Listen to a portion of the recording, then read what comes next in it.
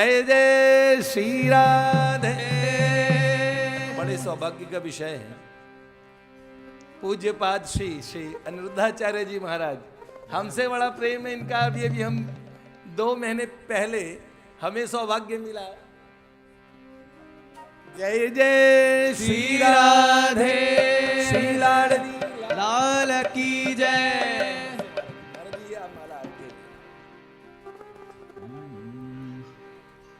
राधे राधे गोविंद गोविंद राधे, राधे राधे गोविंद गोविंद राधे, राधे राधे गोविंद गोविंद राधे, राधे राधे गोविंद राधे,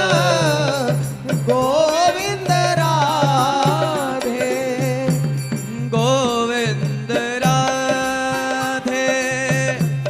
गोपाल राधे, गोविंद राधे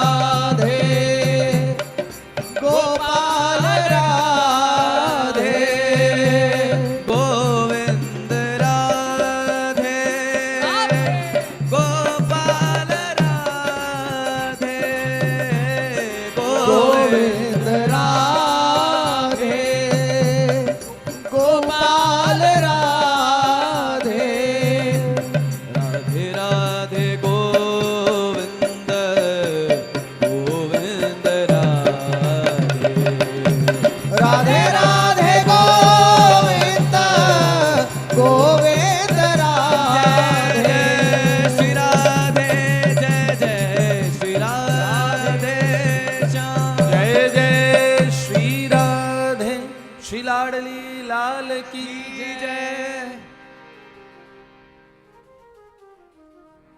एक कवित्व पूरा करके एक बार हमारे मध्य में एक विभूति आप श्री, मुझे लगता है किसी एक को भी इनका परिचय बताने की आवश्यकता नहीं है। सदा प्रसन्न वदनम, और हम कहें जिनकी, हम क्या कहें, जिनके प्रकल्प का नाम ही गौरी गोपाल है। पूज्य महाराज जी पधारे हैं। एक बार सस्नेह उनके लिए कहिए जय जय श्री राधे। हमने लोगों में, देहात तक के लोगों में, हम जहां भी गए इनके प्रति ऐसा स्नेह देखा। आप उसका कारण इस समय अगर आप कहें, एक जना मुझसे बात कर रहा था बालक, क्योंकि हम सब युवानों में ज़्यादा और उठना बैठना होता है, सब कॉलेज गोवर्स है या सारे ऐसा ही फील्ड है। उसमें एक बच्चे ने मुझे कहा इस समय 2 महात्मा बहुत ट्रेंडिंग में हैं। मैंने कहा ट्रेंडिंग, कह रहे ट्रेंड मतलब भैया जो इंटरनेट पे ट्रेंड करते हैं। मैंने कहा कौन? उनका एक तो मैंने कहा पूज्य बागेश्वर वाले महाराज जी होंगे। पूज्यपाद प्रेमानंद बाबा सरकार भी इस समय श्री वृंदावन की महाशोभा है। एक विरक्त संत, अद्भुत अपूर्व एक ऐसा कार्य हो रहा है। धरती माता अतिशय प्रसन्न है। पर उन्होंने जैसे मुझे बोला अभी ट्रेंडिंग में है, तो मैंने कहा पूज्यपाद बागेश्वर वाले महाराज जी और उनका चमत्कार भैया सच में। अभी 2-3 महीने पहले मैंने उनसे कहा कि आपको बुलाना थोड़ा ना खतरनाक है और थोड़ा भय भी लगता है कि बुलाएंगे तो क्या क्या करना पड़ेगा। तो ये बात स्वाभाविक है, जिस चमत्कार के माध्यम से भगवान की तरफ मोड़ रहे हैं वो स्वाभाविक बात है।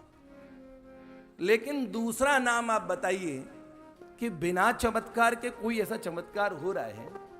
और लोगों में मैंने देखा गांव की वृद्धाएं जिन्हें वास्तव में भागवत का मर्म क्या समझें, उन्हें बड़ी सरलता की कोई बात कोई समझा दे तो उन्हें समझ में आ जाए। ऐसा जहां भी जाए और वहां जिनके पीछे लोग एक तरीके से बहुत एक ऐसा अनुराग है, ऐसी कोई सुकृति, ऐसा कोई महापुरुषों का दिव्यतम आशीर्वाद या कोई ऐसे पूर्व जन्म से लेके आज तक की कोई ऐसी महती अनुकंपा कृपा इनकी कोई पूर्व जन्म से ही ऐसी साधनाएं रही होगी कि ऐसा अतिशय प्रेम बड़ा सुदुर्लभ है जो मिलता नहीं है, भगवत कृपा के बिना मिल ही नहीं सकता। तो पूज्य पाद प्रातस्मरणीय श्री अनुरुद्धाचार्य जी महाराज, तो बहुत सुंदर बात है, हमें बहुत अच्छे लगे। वो इनका चमत्कार भी आप देखिएगा, ये लोगों से रूबरू होते हैं, छोटी छोटी बात पूछते हैं।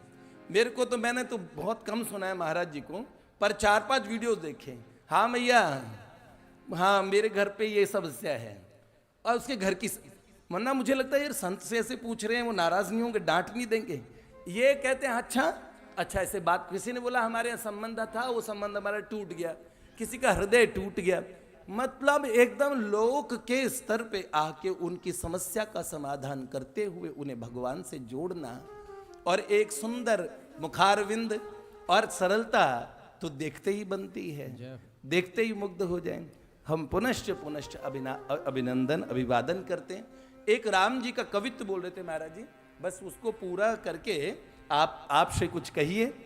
सुंदर बात ये, हम पूज्यपाद प्रातस्मरणीय श्री बक्सर वाले सरकार का ये कवित्व है। उन्होंने कहा सब जगह बड़े बड़े रसूख वालों की सुनवाई होती है, मेरे राम जी की अदालत में क्या होता है?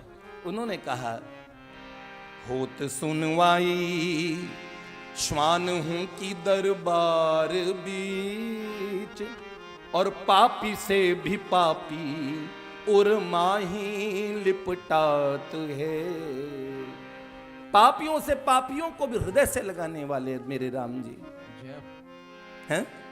मात्र तुल्य भीलनी, कुत्ते की सुनवाई अपने दरबार में करने वाले, मात्र तुल्य भीलनी और गीध पित्र तुल्य जहां, मंत्री हो ये रीछ कपि पुत्र कहलात है। क्या भीलनी को आदर दिया, क्या गीध को गोद में राख कृपा निधि, नयन सरोजन में भरी बारी, बार ही बार निहारत पंख, जटायु की धूर जटान सो झारी। मात्र तुल्य भीलनी और गीध पित्र तुल्य जहां, मंत्री हो रीछ कपि पुत्र कहलात हैं। मित्र जहां केवट पाषाण सिंधु पोत होत, सुनी सुनी नारायण को हियो हुल साथ है। और ऐसो सूठी सरल स्वभाव जग और कौन, जैसे शील सिंधु श्री भरत जू के भ्रात हैं। ऐसो सूठी सरल स्वभाव जग और कौन, जैसे शील सिंधु श्री भरत जू के भ्रात हैं। जैसे शील सिंधु श्री भरत जू के भ्रात हैं। जैसे शील सिंधु श्री भरत जू के भैया। ये शील सबको प्यारा लगता है, राम बिलोकनी बोलनी चलनी। तो अब हम पूज्य महाराज जी सुनेंगे, एक हमारे अतिशय अतिशय प्रिय है पूज्य श्री गोपेश बाबा उधर बैठे हैं, हम लोगों से बहुत बहुत स्नेह करते हैं। मलुक पीठ की ये एक ऐसी मूर्ति है, वास्तव में मस्त राम स्वरूप पूज्य बाबा में दिखता है, और उधर भी पूज्य महाराज जी, बहुत बहुत प्रणाम, जय जय श्री राधे। तो पूज्य पाद महाराज जी से कुछ सुनते हैं। श्री लाडली लाल की जय।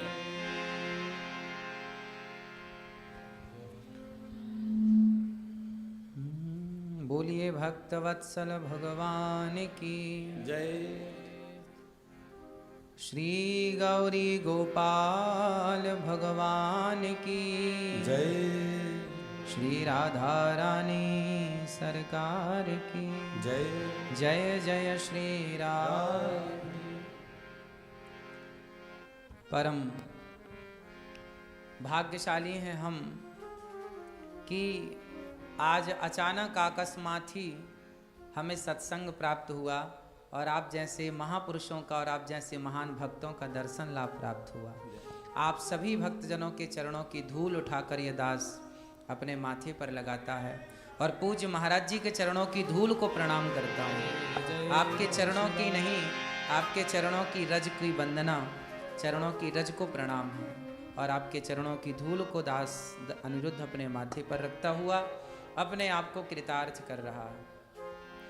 संतों का दर्शन हो जाए तो इससे बड़ी बात क्या है। और पूज्य महाराज जी की दिव्य वाणी, अपने से बड़ों का नाम क्या लें, पिता तुल्य हैं आप, कुछ भी कहो, बड़े भाई कहो, पिता कहो, बड़े भाई भी पिता होते हैं और आप तो पिता तुल्य हैं। तो आपके चरणों में दास पुत्र के नाते आपके श्री चरणों को बारंबार नमस्कार। अपने से बड़ों का नाम लेना ठीक नहीं बताया गया। ऐसे पूज्य हमारे पिता तुल्य श्री महाराज जी के चरणों में दास का कोटि कोटि नमन, जिनका हमेशा दास पर प्रेम पुत्र की तरह बना रहता है। पूज्य महाराज जी की चरण धूलि को भी दास अपने माथे पर लगाता हुआ अपने आप को कृतार्थ करता है। प्रिय भक्तों, बड़े भाग्यशाली हैं आप लोग कि सत्संग से आप जुड़े हैं। देखिए, समुद्र को पार करना हमारे वश में नहीं है। समुद्र को हम पार नहीं कर सकते हनुमान जी की तरह। प्रभु मुद्रिका मेली मुख माही और जलधि लांघ गए, वो हम नहीं कर सकते। तो क्या हम लोग भगवान से ये कहें कि हे प्रभु, हम हनुमान जी नहीं बन सकते, ध्रुव और प्रहलाद नहीं बन सकते, तो क्या हम लोगों का, हम जैसे पापियों का क्या उद्धार नहीं होगा? तो भगवान बोले नहीं, तुम चिंता ना करो। तुम ध्रुव प्रहलाद नहीं बन पाए, हनुमान अंगद नहीं बन पाए, विभीषण जामवंत नहीं बन पाए, तुम मीरा रैदास और रसखान नहीं बन पाए, तो कोई बात नहीं, तुम फिर भी चिंता मत करो। तो फिर प्रभु चिंता कैसे ना करें? हमें तो अपने कल्याण की चिंता, क्या हम यूं ही 84 के चक्कर में भटकते रह जाएंगे? भगवान बोले ना, तुम कुछ ना करो, सिर्फ मेरे नाम का आश्रय ले लो। नाम लेत भव सिंधु सुखाही। जब भगवान कहते हैं कि तुम मेरी शरण में आओगे और मेरे नाम का आश्रय लेकर समर्पित हो जाओगे, तो जो समुद्र की तुमने बात की, जिसे हनुमान जी पार कर गए, वो हनुमान जी के लिए समुद्र समुद्र था, पर तुम्हारे लिए वो गौ माता के खुर में भरा हुआ पानी, बारिश में जब गाय चलती है तो जमीन पर गौ माता के खुर अंकित हो जाते हैं और उसमें जो बारिश का पानी भर जाता है, तो गौ माता के खुर में भरा हुआ पानी एक छोटा सा बच्चा भी यूं छलांग मार के उछलकर पार कर सकता है। तो जब तुम मेरे नाम का आश्रय लोगे और जब मेरी शरण में आओगे, जब तुम अपने हाथ मेरी तरफ बढ़ाओगे, तो आपको पता है जगन्नाथ जी के हाथ कैसे हैं? ऐसे क्यों हैं? कभी सोचा है? जैसे कोई बूढ़ी अम्मा, बूढ़ी माँ या बूढ़ा पिता जब सीढ़ियों की तरफ बढ़ेगा और मुझे लगेगा कि ये चढ़ नहीं पा रहे हैं, तो वो अपना हाथ बढ़ाएंगे तो मैं तुरंत दौड़ करके उनके हाथ को पकड़ लूंगा। मानो हम जैसे पतितों के लिए जगन्नाथ जी ने कहा, मैंने तो अपने हाथ बढ़ा दिए हैं, अब तुम्हारी जिम्मेदारी है कि तुम मेरी ओर अपने हाथ बढ़ाओ। तो बस उन्होंने तो हाथ बढ़ा दिए हैं, अब हम जैसे पापी हैं कि उनकी तरफ हाथ करते ही नहीं, उनकी तरफ जाने की चेष्टा करते ही नहीं। पापी हम हैं, अधम हम हैं, नीच हम हैं, दुष्ट हम हैं, कमी हम में है, अपराधी हम हैं। वो तो खड़े हैं तैयार हमें गले से लगाने के लिए, हम जाते ही कहाँ हैं उनकी शरण में। इसलिए भगवान के नाम में बड़ी शक्ति है। जैसे कोई बूढ़ी अम्मा आपकी तरफ आए तो आप तुरंत उसे थाम लेंगे, उसी तरह जब कोई भक्त जाता है ना, तो भवसागर को पार करने की जरूरत नहीं है। भगवान भवसागर से उठाकर, जैसे बड़ा सा गड्ढा हो तो बच्चे को माँ उठाकर गड्ढे से पार कर लेती है, ऐसे भवसागर को भगवान उठाकर पार लगा देंगे यदि उनके आश्रित हम हो गए तो। बस उनका उनके आश्रित हो जाना है। भगवान सुंदर कांड में गोस्वामी जी लिख रहे हैं कि सन्मुख हों ही जीव मोहि जबहि, जन्म कोटि अघनासहि तबहि। जो मेरे सन्मुख हो जाता है, जो मेरी शरण में आ जाता है, उसे फिर 84 के चक्कर में भटकने की जरूरत नहीं। कितना भी बड़ा कोटि विप्रबद लागहि जाहू, आए शरण तजई नहीं ताहू। करोड़ों ब्राह्मण, सोचिए ब्रह्म हत्या कितनी बड़ी है, गौ हत्या कितनी बड़ी है, इससे बड़ा अपराध क्या होगा। लेकिन भगवान कहते हैं करोड़ों ब्राह्मण को मारने वाला भी यदि मेरी शरण में आकर एक बार उसने कह दिया कि प्रभु मैं आपका हूँ, तो मैं भूल जाऊंगा कि ये करोड़ों ब्राह्मणों को मार कर आया है, क्योंकि मैं शरण में आए हुए को कभी मारता नहीं हूँ। हूँ, मैं उसे स्वीकार कर लेता हूँ। इसी असमंजस में भगवान ने एक कार्य किया। आप लोगों के मन में एक संदेह हमेशा खड़ा होता होगा, ये प्रश्न आपने हजारों लोगों से सुना होगा कि भगवान राम ने बाली को छिप कर के क्यों मारा। ऐसा कई बार आपके मन में उठा होगा सवाल, या आपसे किसी भक्त ने पूछा होगा, जिज्ञासु ने आपसे।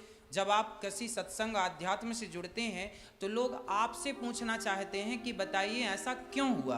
तो आपने कई बार इसका उत्तर भी दिया होगा, पर मुझे जो समझ में आया वो मैंने इस प्रश्न का उत्तर अपने बुद्धि विवेक के अनुसार, जो मेरी वाणी, जो मेरा टूटी फूटी वाणी और जो मंद बुद्धि तो हूँ ही, उस हिसाब से जो मैंने उत्तर दिया वो मैंने ये कहा कि शायद भगवान ने ये सोचा होगा, बाली को राम जी ने सामने से भी तो मार सकते थे। लोग कहते हैं कि बाली के सामने जो जाता था उसकी आधी शक्ति बाली में आ जाती थी। अरे आ भी जाती तो भगवान के लिए कोई असंभव था क्या?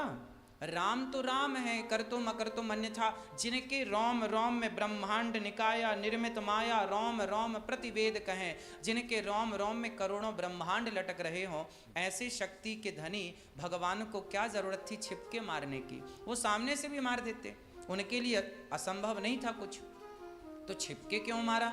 बोले छिपके इसलिए मारा क्योंकि भगवान कहते हैं कि मेरा वचन है कि सन्मुख जो मेरे आएगा, जो मेरी शरण में आ जाएगा, मैं उसे मारूंगा नहीं। सोचिए जरा, विचार कीजिए कि राम जी बाली के सामने खड़े हो जाते और बाली सामने आ जाता और कहीं बाली का विचार बदल जाता और राम जी की शरण में आ जाता, और राम जी की शरण में आता तो राम जी उसे मारते नहीं, और राम जी नहीं मारते तो राम जी ने सुग्रीव को एक वचन भी दे रखा है कि सुन सुग्रीव मारी हूँ बाल ही एक ही बाण, ब्रह्म रुद्र शरणागत गए न उबर ही प्राण। सुन सुग्रीव, मैं तुम्हारा मित्र हूँ, जो न मित्र दुख हो ही दुखारी, तिनहि बिलोकत पातक भारी। मैं तुम्हारा मित्र हूँ और मैं प्रतिज्ञा करता हूँ। राम ने प्रतिज्ञा कर ली कि मैं बाली को एक ही बाण से मारूंगा। अब राम जी ने प्रतिज्ञा कर ली कि मैं एक ही बाण से मारूंगा, और यदि राम जी सामने आ जाते तो वो शरण में आ जाते, और शरण में आ जाते तो राम जी मारते नहीं, और राम जी नहीं मारते तो जो वचन दे चुके हैं अपने मित्र को, मित्र मतलब सुग्रीव, यदि सुग्रीव को वचन दे चुके हैं और बाली को ना मारते तो सुग्रीव क्या आरोप लगाता कि आप बाली के पावर में बिक गए। बाली हमसे ज्यादा पावरफुल है ना, रावण को कांख में दबाया, और आपकी शत्रुता तो रावण से है। तो अच्छा, राम जी का फायदा सुग्रीव से दोस्ती करने में था कि बाली से? विचार कर लो कि राम जी यदि बाली से मित्रता करते तो राम जी का ज्यादा फायदा था, क्योंकि बाली ऑलरेडी रावण को कांख में दबा चुका, थोड़ा और जोर लगा देता तो वही निपट जाता रावण, जरूरत ही नहीं थी युद्ध वगैरह की। तो राम जी का फायदा ज्यादा था बाली से सुग्रीव दोस्ती करने में, पर राम जी ने बाली से दोस्ती नहीं की, राम जी ने सुग्रीव से। क्यों? क्योंकि बाली ने भी वही गलती की जो गलती रावण ने की। रावण ने भी सीता मां का हरण किया और इसने भी अपनी भाई की पत्नी का हरण कर लिया। तो जब तुमने गलत किया तो गलत से दोस्ती करने वाला भी तो गलत ही होगा। शराबियों के साथ बैठने वाला भी शराबी ही कहलाया जाता है, वैश्याओं के पास बैठने वाला भी वैश्यागामी ही कहलाया जाता है। इसलिए संगत से गुण आते हैं, संगत से गुण जाएं, इस भाव से राम जी दोषी हो जाते। राम जी क्या हो जाते? दोषी हो जाते। और सुग्रीव सदा के लिए आरोप लगाता कि आप तो पावर में चले गए, हमारे पास पावर नहीं था, हमारे पास सत्ता नहीं थी, सेना नहीं थी, इसलिए आपने दोस्ती तो हमसे की, बाद में हमारी दोस्ती आपने तोड़ दी। इसलिए राम जी ने कहा कि जमाना भले प्रश्न पूछती रहे कि राम जी ने छिपके क्यों मारा, छिपके क्यों मारा, छिपके पूछने दो, लेकिन मैं तो अपनी दोस्ती निभाऊंगा और मैं बाली को मारूंगा, क्योंकि वचन दे चुके हैं राम जी। सुन सुग्रीव मारी हूं बाल ही एक ही बाण, एक बाण से मारने की जो प्रतिज्ञा राम जी ने की, वो राम जी ने अपनी प्रतिज्ञा पूरी की। इसलिए राम जी अपनी प्रतिज्ञा सामने से हो तो सामने से पूरी करते हैं, और छिपके करना हो तो छिपके भी पूरी कर देते हैं, पर राम जी अपनी प्रतिज्ञा पूरी करते हैं। और राम जी की दूसरी प्रतिज्ञा है कि जो मेरी शरण में आ जाएगा वो कितना भी बड़ा अपराधी होगा, मैं उसे हृदय से लगाऊंगा। इसके लिए हम सबके लिए ये प्रतिज्ञा फायदेमंद है। इसलिए हम कैसे भी हैं, माना कि हम अधम हैं, नीच हैं, दुष्ट हैं, पर जैसे हैं एक बार भगवान से ये जरूर कहा करो, बोलो हे नाथ हम जैसे हैं आपके हैं, हे श्रीमन नारायण, हे श्याम सुंदर, हम जैसे हैं आपके हैं, हमें स्वीकार कीजिए। बस यदि सच्चे भाव से कोई भक्त ये कह दे कि हम आपके हैं, तो भगवान उसे स्वीकार जरूर कर लेते हैं। तो भगवान आपको स्वीकार कर चुके हैं, इसलिए आप सत्संग में बैठे हैं, वरना जिन्हें स्वीकार नहीं किए वो सत्संग तक पहुंच ही नहीं सकते। तो आपको ठाकुर जी ने स्वीकार कर लिया है। और पूज्य महाराज जी की दिव्य वाणी आप सुन रहे हैं। दास तो केवल बीच में आकर के विघ्न ही पैदा कर रहा है।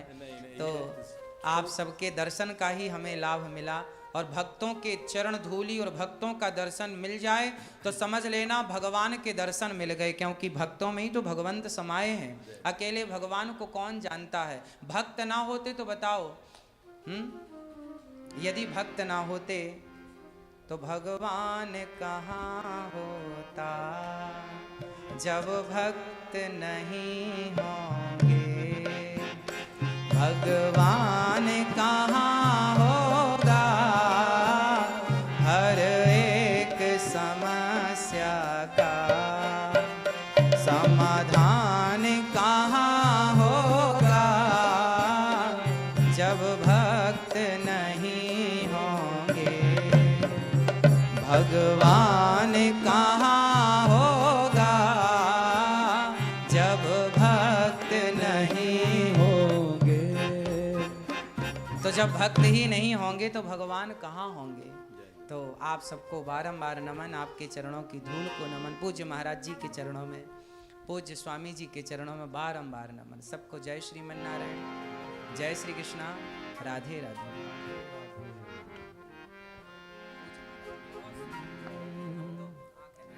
गिरिराज धरण बल्लभ तुम्हारी शरण, गिरिराज धरण बल्लभ तुम्हारी शरण, गिरिराज धरण बल्लभ तुम्हारी शरण, गिरिराज धरण बल्लभ तुम्हारी शरण, बल्लभ तुम्हारी शरण श्री जी तुम्हारी शरण, बल्लभ तुम्हारी शरण जी तुम्हारी शरण, ओ बल्लभ तुम्हारी शरण श्री जी तुम्हारी शरण, बल्लभ तुम्हारी शरण श्री जी तुम्हारी शरण, गिरिराज धरण बल्लभ तुम्हारी शरण, ओ गिरिराज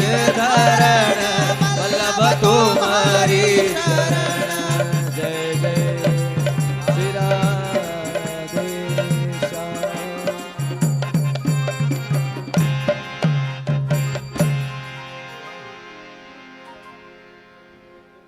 बोले गौ माता की।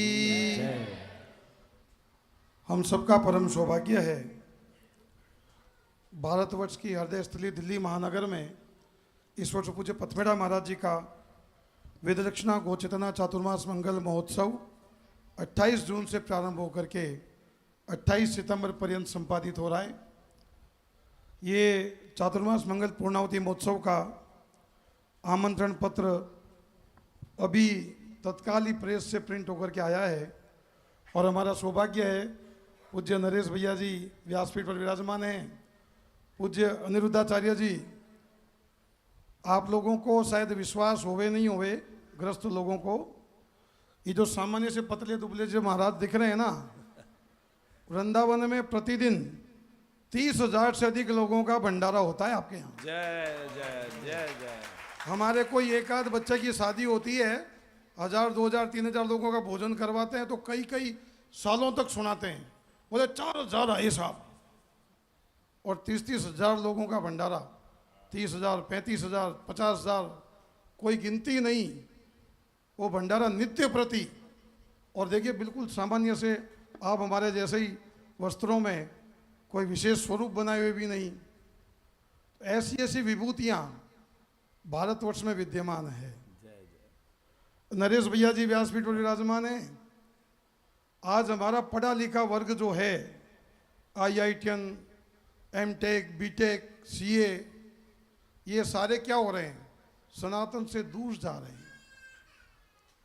कोई कृष्णा कृष्णा कर रहा है, कोई रामा रामा कर रहा है। कौन क्या कर रहा है किसी को पता ही नहीं है। क्या मिलेगा वो भी उनको पता नहीं है। बस जो YouTube पर देखा उसमें लग गए। आपके माध्यम से मेरे को जो संख्या की जानकारी है, 3000 से अधिक IITian और CA शुद्ध सनातन के कार्य में लग चुके हैं। जय हो, हरि हरि बोल।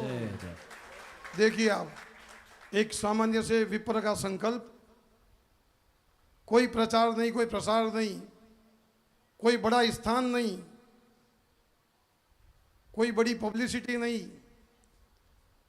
पर संकल्प की सिद्धि का प्रमाण ये दोनों महापुरुष हमारे बीच में उपस्थित हैं। उनको देखकर हमें लगता है, और ये पूज्य पथमेड़ा महाराज जी की कृपा है कि हिमालय में 12 वर्षों तक तपस्या करने के बाद में एक रसका ऐसा संत 8 गौ माताओं से जो कार्य प्रारंभ करे, आज विश्व का सबसे बड़ा गौ सेवा केंद्र और गौ सेवा महाअभियान श्री गोदाम महातीर्थ पथमेड़ा बन चुका है। 64 से अधिक गौसदनों में 1,52,000 से अधिक बिना दूध वाला निराश्रित नर, विकलांग, वृद्ध, अशक्त गोवंश आश्रय, आहार और चिकित्सा प्राप्त कर रहा है। ये संख्या तो मैंने आपको खाली गौशाला वाली बताई है, और पूज्य पथमेड़ा सरकार की प्रेरणा से देश भर में हजारों गौशालाएं खुल चुकी है। देश के 16 प्रांतों में गौ सेवा आयोग बन चुके हैं, और भारतवर्ष की गौशालाओं में लगभग 50 लाख वेद लक्षणा गोवंश आश्रय, आहार और चिकित्सा प्राप्त कर रहा है। पर रुकना नहीं है, थमना नहीं है। पूज्य पथमेड़ा महाराज जी कहते हैं कि जो 9 करोड़ वेद लक्षणा गोवंश सड़क पर है वो सारा हमारा है, और जब तक एक भी गोवंश दुखी है, पीड़ित है, प्रताड़ित है, भूखा है, तब तक हमारा अभियान सफल नहीं है। मैं आप सबसे आग्रह और आह्वान करूंगा, आगामी 3 दिन तक हमें व्यासपीठ से पूज्य नरेश भैया जी के मुखारविंद से अद्भुत श्री कृष्ण कथा ब्रज वार्ता के नाम से हमें मिलने वाली है। आप सभी इसका श्रवण करें।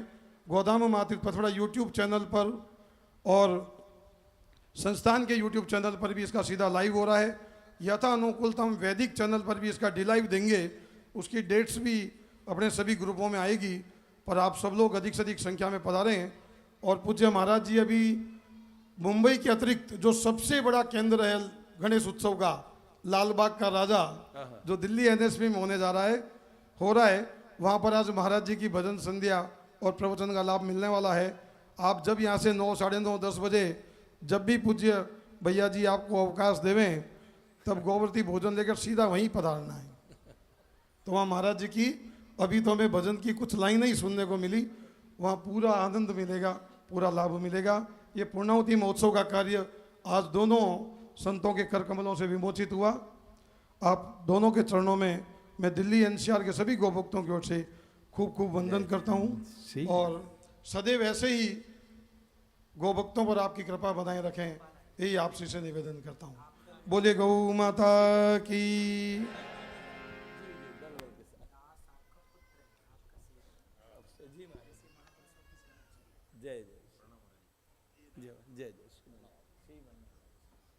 जय जय श्री राधे, जय जय श्री राधे, जय जय श्री राधे। श्याम